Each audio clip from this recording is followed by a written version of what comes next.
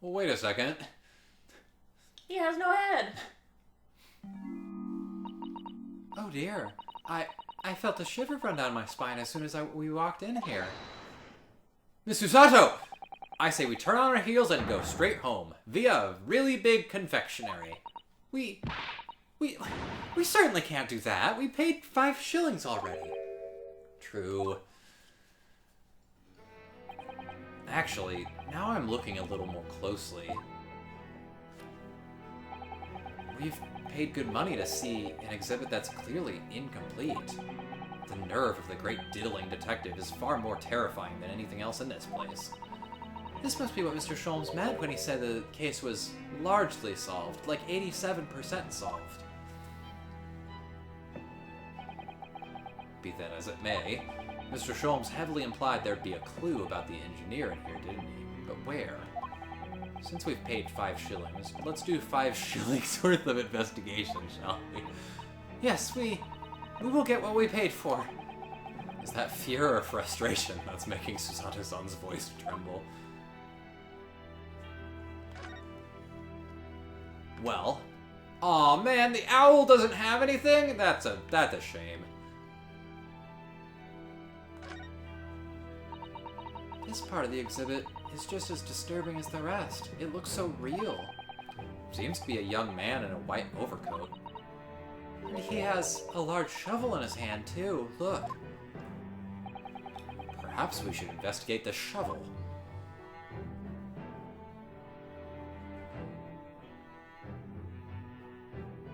Whee.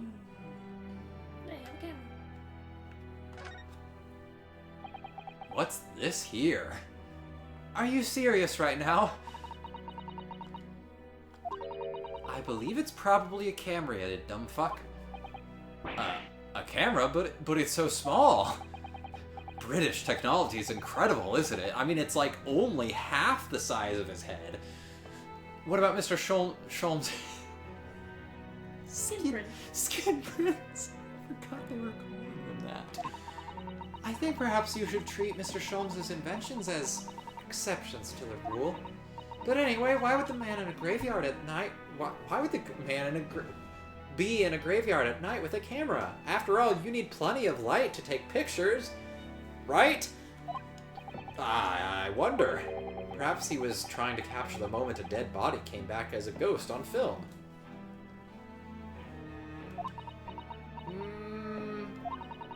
We'll just borrow this for a little while. What?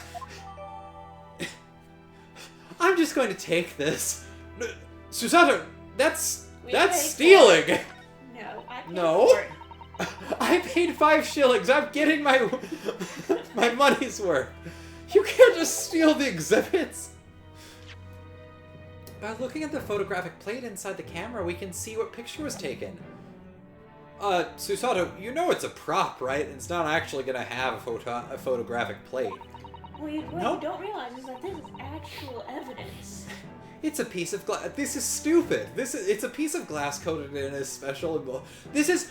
Okay, there's been a lot of stupid stuff in this game, and especially this case in particular, but if there's actually evidence on this prop camera in this fucking wax museum, my sense of disbelief is completely dropped.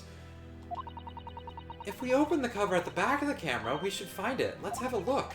You should see yourself, Susato-san. Your eyes are shining. You really do like machinery, don't you? Yep, that's always been a part of my character. Yeah, I definitely think this is the guy. This is Enoch. It's supposed to be Enoch Drebber or someone very close to him. Oh, look at that flame. Look at that HD fire. That's quite a large lamp the man's carrying. Or is it a lantern? It's not unlike a Japanese...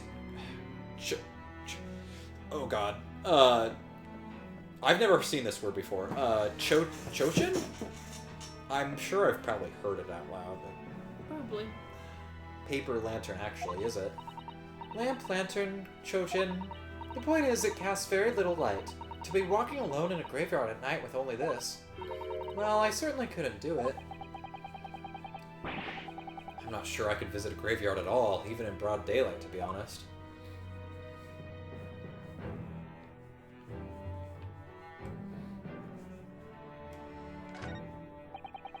can't see his face very well. Almost like it's off-screen, frustratingly. Perhaps if I just... Oh! Do you think I should be manhandling the exhibits? Oh, do you think you should be manhandling the exhibits, Mr. Naruto? I'll put it back exactly it was, don't worry. I broke his head off.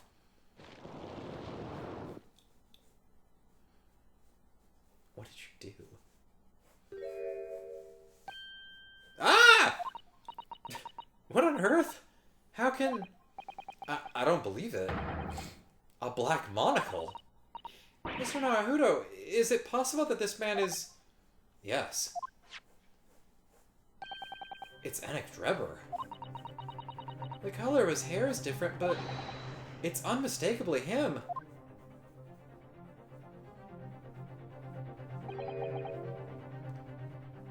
Indeed it is. Indeed it is! Mr. Sholmes!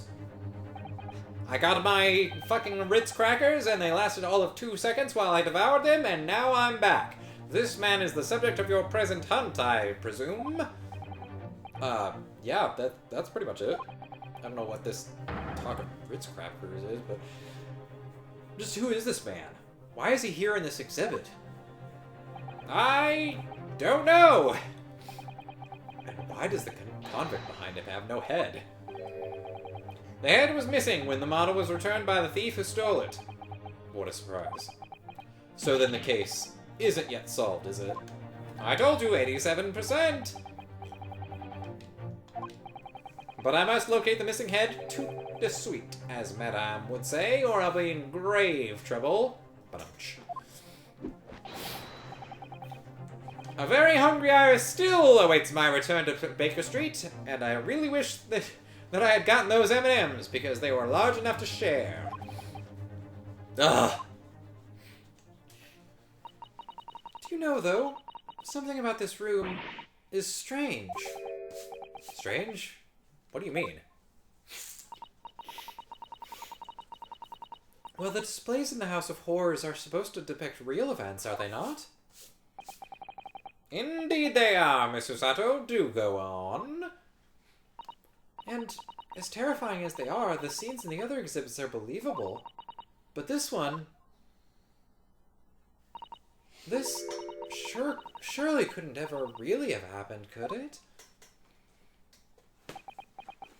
We didn't even examine the fucking headless corpse. The fact that it's coming out of a grave. I think it's time I educated you a little. Here in England, here in Britain, people rise from the grave all the time. It's common knowledge about the nature of the incidents involving the professor 10 years ago. We found out that sometimes a person doesn't actually die and they come back. Yep, it's just black magic that's totally rampant here in Britain and totally non-existent in the rest of the world.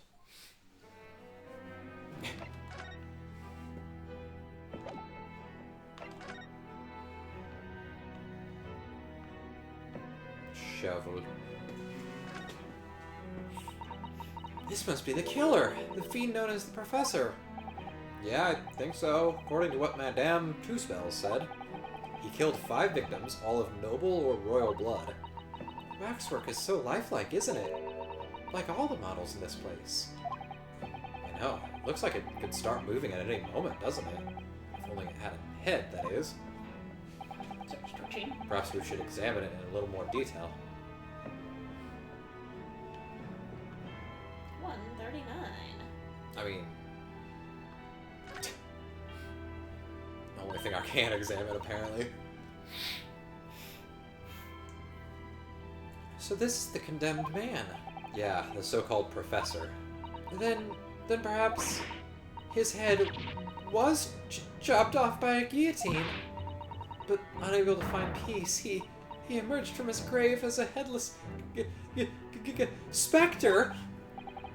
Do we have to entertain such terrifying ideas, Mrs. Sato? Anyway, I'm sure the model had a head once. There's a metal fitting for it, see? Then perhaps Mr. Sholmes absent-mindedly forgot to reattach it. I'm right here! That does sound like something I'd do, though. That's an extremely absent-minded detective you're describing, isn't it? I'm still here! Or perhaps the thief absent-mindedly forgot to include the head when he or she returned it... when they returned it to the museum. And that would be an extremely absent-minded thief. Could there have been some reason why only the head wasn't returned? Well, whatever the reason. It means we don't know what the face of the infamous professor looked like, do we? Oh. There's something caught just inside the convict's jacket here. Where? Where? It looks like a piece of broken glass. Quite a big piece, too. It's very thick, isn't it? About 5 C's worth of thick than normal window glazing, I'd say. Where could such a thick piece of glass have come from, I wonder? What? Dude, what? Wait. I'm a little confused, but I think I know where it could have come from. I suppose it must have been thick to increase its strength? But why? Well, perhaps because the glass had to span a particularly wide area? Such as in a big building, for example. Well, we've seen a large glass building recently, haven't we? And some of the glass was broken, too. You don't mean... Exactly, the Crystal Tower at the Great Exhibition. But why would glass from the Crystal Tower be lodged inside this waxwork jacket? Why? Why? It makes you think, doesn't it? I'm glad that we skipped ahead to the part where we realized it was from the Crystal Tower, at least. Earlier in court, we established the kinesis experiment was a trick, and now we discover this fragment of glass here in the waxwork. Is it just a coincidence? Okay, well, I'm glad I got that, at least. Can't do the owl. No owl. Wait, what's this? Nope. Ah!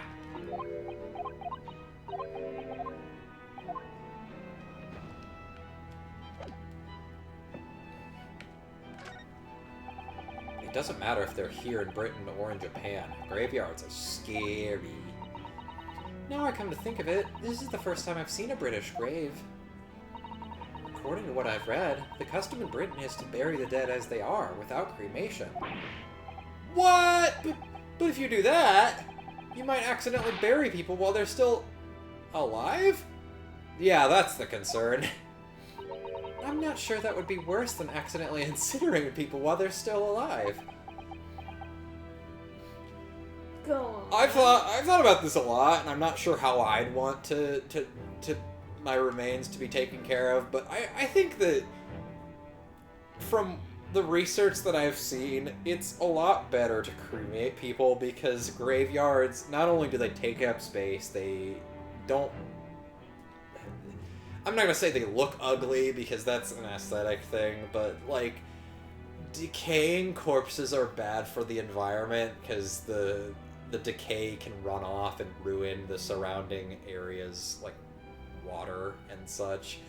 And generally speaking, cremation takes up a lot less space.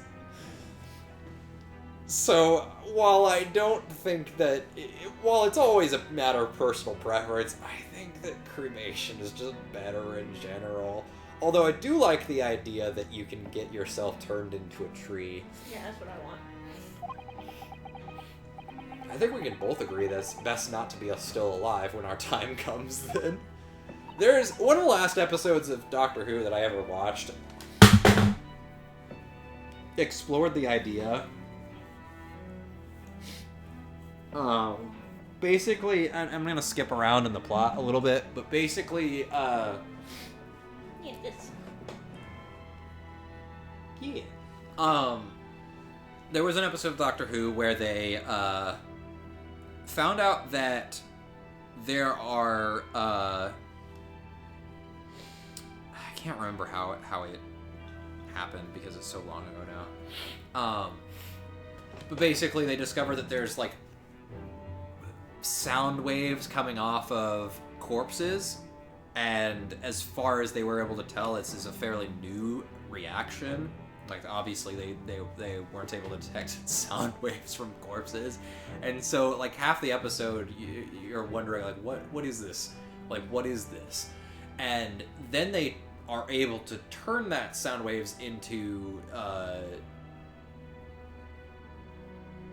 something perceivable. And it was the voices of these people that had died.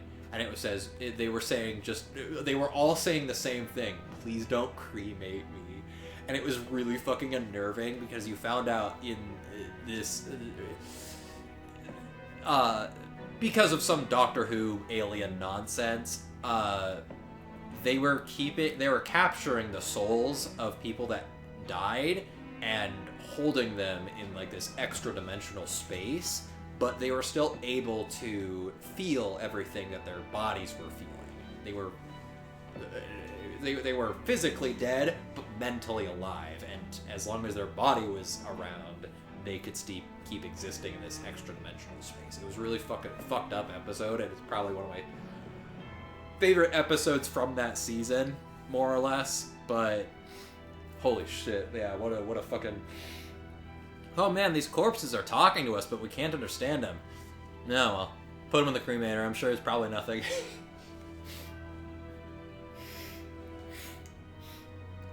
I need to blow my nose. I'll be right back. Love you. Love you.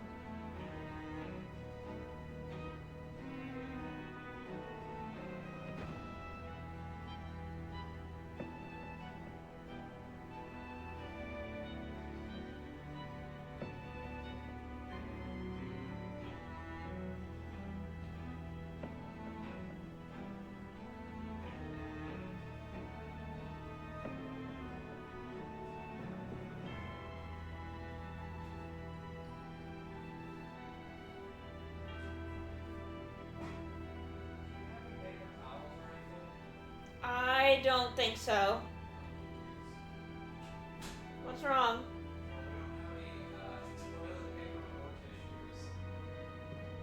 We have some toilet paper in the second bathroom. Which one's the second bathroom? The hallway. It's on the sink.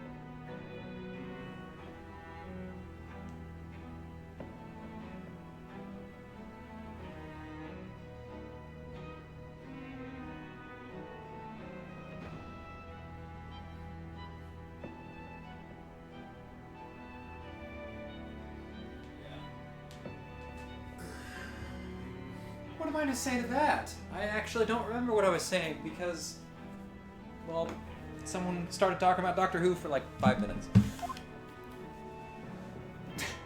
Okay. I'm sure it wasn't that important. We were talking about graveyards. Oh, yeah. And how they're weird. Anyway.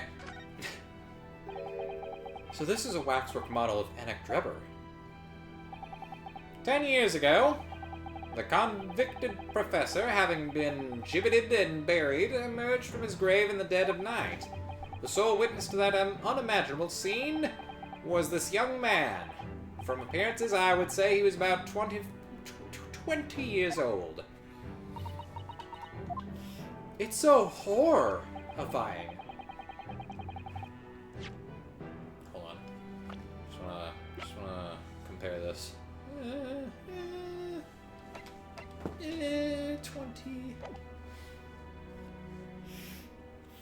Scared out of his wits, the young Drebber ran to a nearby police station to report the incident. And the sheer terror of what he'd seen is said to have turned his hair white overnight. Yes, as shown in the photograph we have of him. His hair is completely white. For the following few days, the story of what he'd seen was on every front page in the capital. The public was frantic for every last detail about the killer who'd come back to life. As you've seen, an exhibit was even created here to Madame Two-Spells. I can quite understand why the man's hair turned white, certainly. But what I don't understand is what Mr. Drebber was doing in the first place. In a lonely graveyard in the middle of the night. With a shovel. And a camera. Well, yes, what was he up to? I don't know. Okay. I believe I told you a little about the professor yesterday, did I not?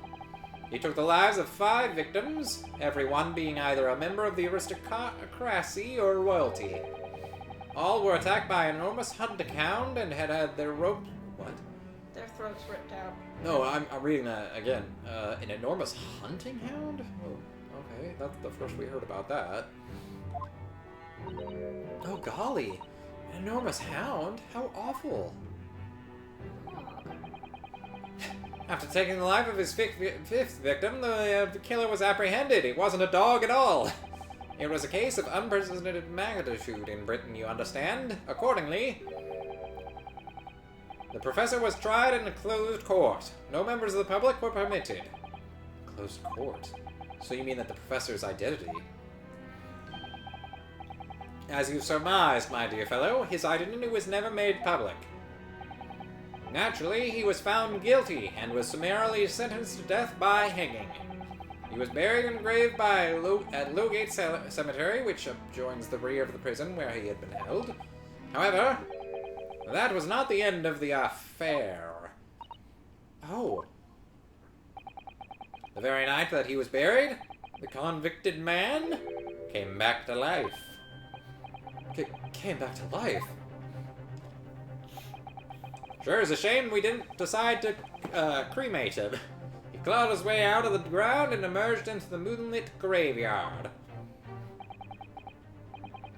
I suppose, like anything else, we do graves instead of cremation typically in the West because aesthetics and like how are you gonna have stories about people crawling out of their graves if they get cremated? It's just like it's just the same reason why I use miles instead of kilometers, because miles sounds better. That's literally the only reason. The exhibit here depicts that very scene as described by the sole witness to those chilling events. There was a witness. But of course, my dear fellow, it was none other than we'd just established this. He saw it happen. We just established this. There we go. The professor's act of terror threw London's upper classes into complete panic 10 years ago. Wait, do you think... Did we ever get... Sorry, we keep taking long breaks between recordings, but like, do you think that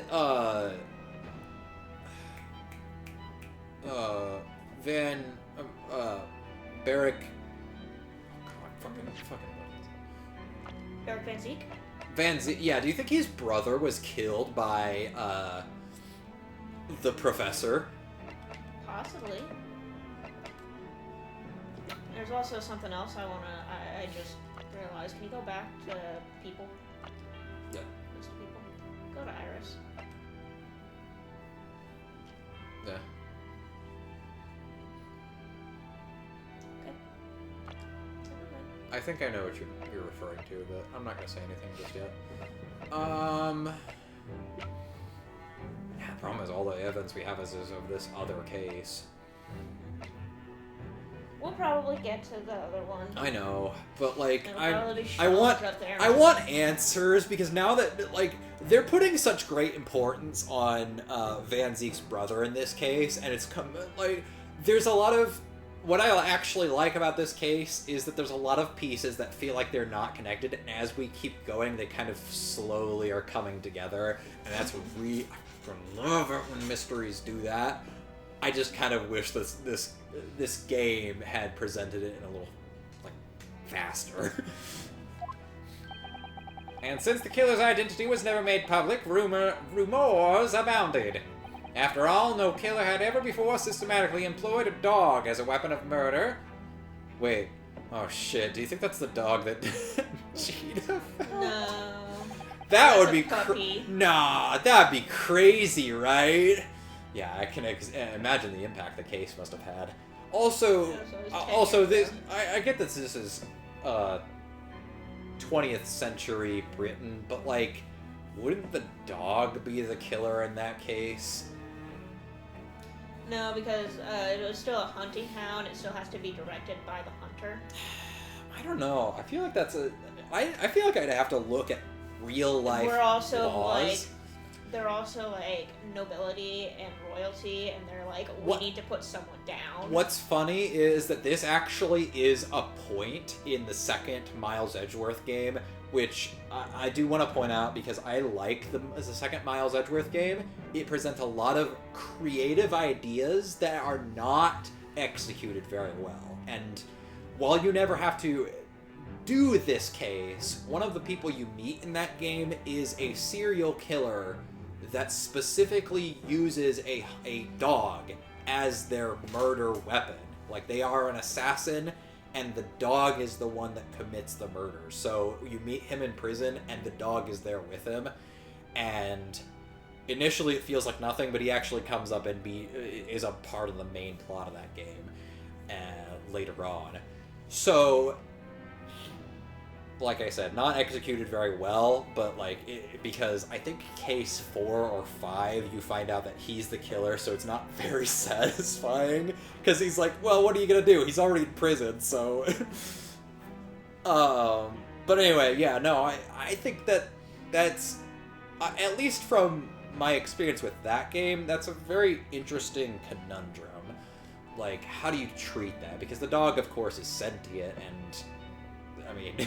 You can certainly train a dog to do a lot of things, but it doesn't make it, you know... In most cases, dogs are just get put down.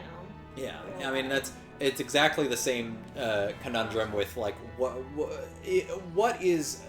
how do you treat assassins? Like, obviously, the assassin's doing the one that... the process of it, and that's illegal, but hiring an assassin is still... We've deemed it as illegal because... Intent, yeah. And so it's like, yeah. I can imagine the impact that case must have had. But in time, of course, the rumors abated. Yeah. So too did talk of the shocking witness account of the convict who came back to life. It was forgotten, dismissed as a dubious ghost story, as a preposterous parlor tale. But why did people stop believing it? Why? Simply because there was no resurrection to speak of, as was established, in fact. What do you mean by no resurrection? I feel like we've gone on a fucking roller coaster here. First he got resurrected, now he didn't get resurrected. What's the truth, Sholmes? The police investigated the grave at Lowgate Cemetery and published their findings. The convict's body was found to be buried exactly where it had been following the execution. No! But that would mean Mr. Drebber must have lied. Surely he doesn't have a history of lying to people and performing, you know, body switching. That would appear to be the only logical explanation, yes. The young man subsequently vanished from society and nothing has been heard of him since. That's crazy. This case got way more interesting all of a sudden. It's rather striking, then, that he should resurface now, don't you think? Of course the convicted murderer couldn't have really have come back to life. That's not possible. But Drebber's hair is unusually white, and if that really did happen overnight as a result of shock, it's Hard to believe the incident was an out-and-out lie. Okay, yeah, no, I'm back on board. The game is fully hooked me now. What the bleeding Naruto? What have you gone and done? Gina, what are you doing here? I asked Iris, and she said where you be, so... So? Gina, not in the museum! Madam Two Spells will have you take a position as a waxwork if you're not careful. After all, that's what happened to me. You fired a live grenade into the museum. I don't want to talk about it. Almost. Oh, largely unsolved, as I mentioned before. That's not what we're talking about. I think there might be a more pressing concern. Oh, I still had some flash powder left from 6 months ago, so... So? Alright, Gina, we understand, but please, put down the gun. It's a rocket launcher, totally different. Sorry, I got scared. You should try being the one on the other end of the barrel. So, what brings you here, Gina? What brings me here? What do you think? The murder! The peppers! We found it! A doggy! Oh, I mean, you found Drever's workshop? Yup. Toby's nose took me straight there. Boss and the others are heading over there now on a drag. They're wearing dresses, so come on. Here's the address. I got the boss to write out. Oh, I can't wait to see Inspector Gregson in a dress. Dresson. Thank you, Gina. We'll make our way there right away. Oh, I'm so excited, Mr. Naruto. Alright then, see you there.